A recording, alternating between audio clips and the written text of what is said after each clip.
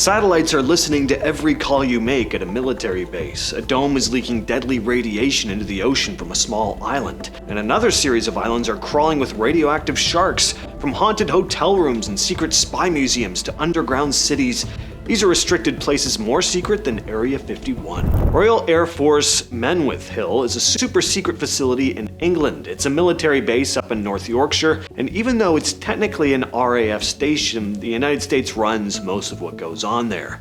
When you see pictures of it, what jumps out are the huge white domes. Those domes are covering big satellite dishes that point at the sky. Those dishes are listening to signals and communications from all over the world. Basically, Menwith Hill is part of a massive spy system that the US and the UK use to gather intelligence. They're listening to phone calls, emails, and who knows what else to try and figure out if there are threats out there before they happen. The idea is that this stuff will help stop attacks or criminal stuff before it gets out of hand, but because it's listening in on so many signals, a lot of people wonder whether it goes too far. Do they sweep up personal information from ordinary folks?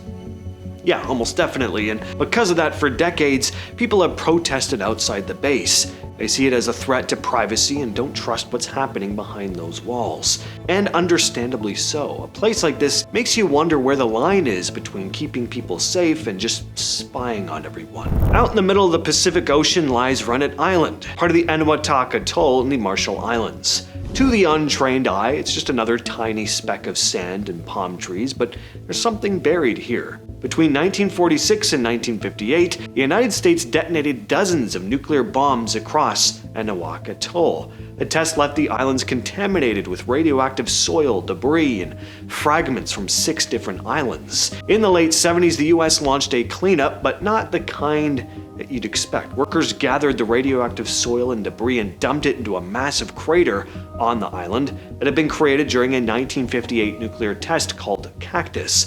So they mixed it all with concrete and then poured a giant slab over it, creating the Runit Dome. Some call it the tomb. The dome was never built to last forever though. Minor cracks have already shown up.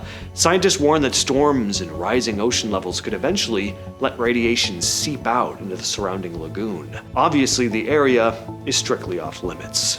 Barely anyone gets to set foot on Diego Garcia. It's a tiny island out in the Indian Ocean, part of the British Indian Ocean Territory, but the US built a huge military base there. Back during the Cold War, the US decided Diego Garcia was the perfect spot for a Navy and Air Force outpost because it's right in the middle of the Indian Ocean, with quick reach to the Middle East, Africa, and Asia. The base is so locked down that most of what happens there is secret.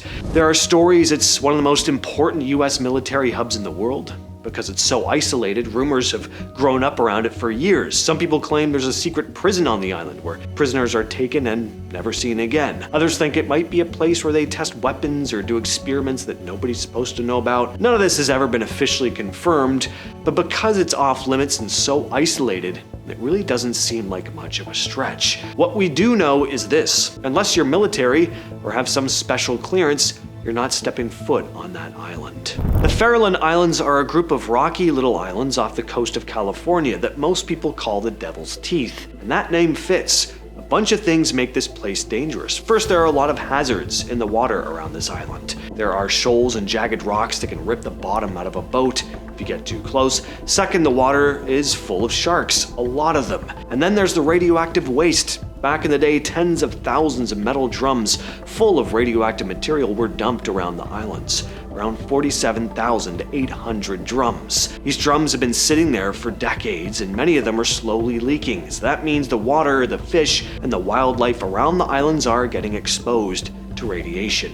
You can imagine swimming around mutated sharks. Because of all that, the Farallon Islands are off limits to the public. Now let's talk about something a little spookier: haunted hotel rooms. There's a story about a room at the Fairmont Banff Springs Hotel in Canada that people have been telling for years. The hotel is beautiful, set up in the mountains, but for a long time folks have said something weird happened in one room, room 873. The versions of the story differ, but it usually starts with a family, a couple and their daughter, staying in room 873. Way back in the early days of the hotel, something tragic happened. Some say the daughter died, others say the entire family died After that, people who stayed in that room reported strange stuff. Guests would check in, then suddenly run out screaming, saying they heard terrible noises or saw bloody handprints on the mirrors. Because of the weird reports and the fear of bad publicity, the hotel eventually sealed off room 873 and stopped renting it out. Even though the room is totally closed to the public, people staying nearby still talk about strange sounds,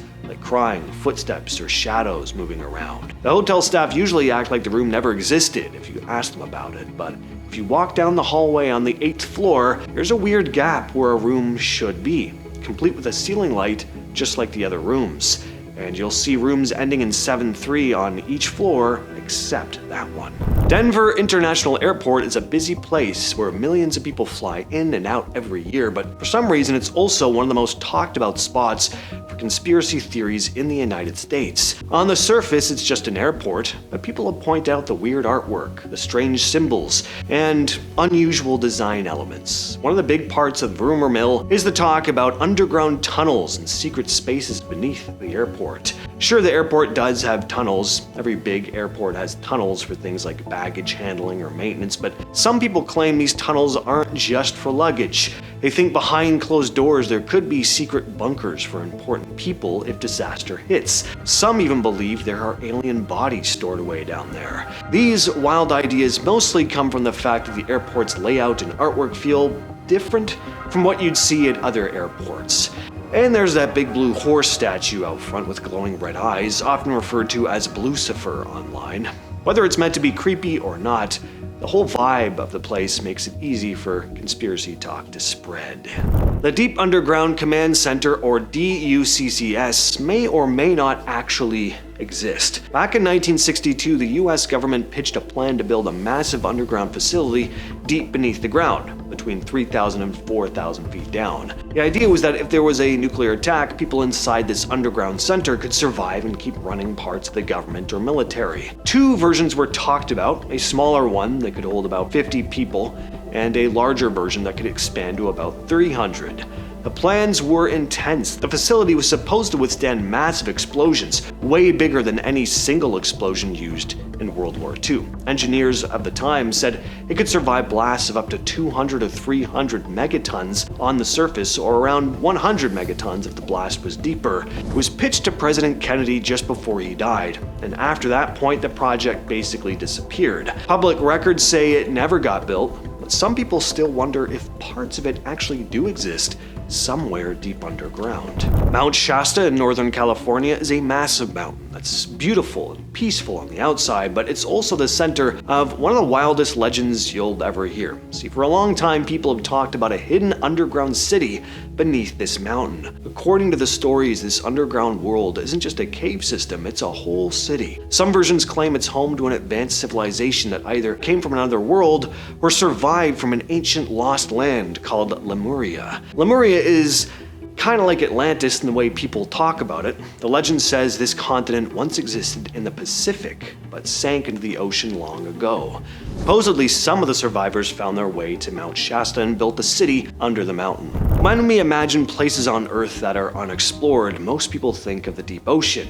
And that makes sense, because we've only mapped a small percentage of it.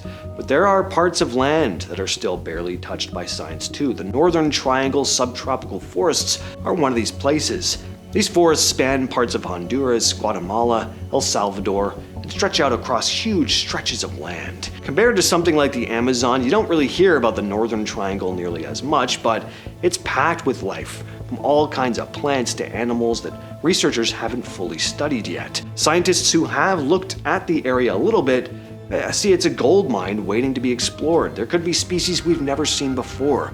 That's plants, insects, mammals, birds, who knows what else. The forests are tough to get through, which makes it hard for big research teams to just roll in with equipment. It's also not the easiest place for a casual hike if you're not prepared. Because of that, large portions of the forests are unexplored, so whatever secrets they're holding are still out there waiting to be found. That's been the video for today. I will catch you, yes you specifically, next time.